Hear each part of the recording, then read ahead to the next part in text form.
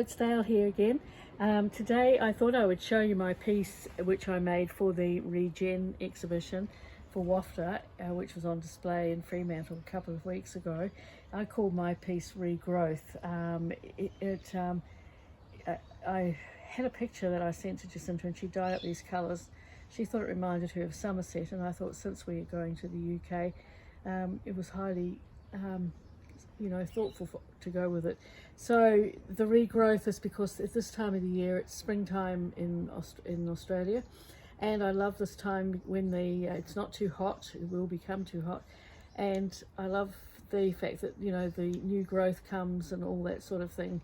I don't often get my new flowers in time, but what I did was, this is a pre-felt, or a flimsy as we call them. It's hand dyed, of course, by Jacinta, and all the little texture that you'll see on the back is from where I've used the embellishing machine and from the back and pushed the scrim, or the cotton gauze, or cheesecloth, whatever you call it. I call it scrim or gauze, through to the front. And this is the only way you'll get this sort of thing, is with the needle felting or embellishing machine, or you could hand needle felt it, but this is much faster to go through. So I was trying to get that spring growth coming through all over.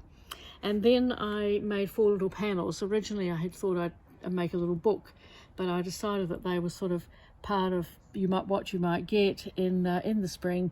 And I've woven it because that's the texture I like to do. I've used some of these, turned the other side, some hand-dyed velvet, some hand-dyed silk strips, some scrim, the scrim on the back, the silk rods, which have been hand-dyed, and I think this time I've knitted with some of the yarn. We dyed up thread to go with it, and I have made little French knots. I've just done a bit of stitching here just to link it all together. So I've used all of the different sorts of things that I had. This is Magellan silk that's been dyed. It's really nice and textured to come through, and I've stitched in different places. I've run the embellisher in some places or not, and I've buttonholed around the edge of them all. And then I've used GIMP.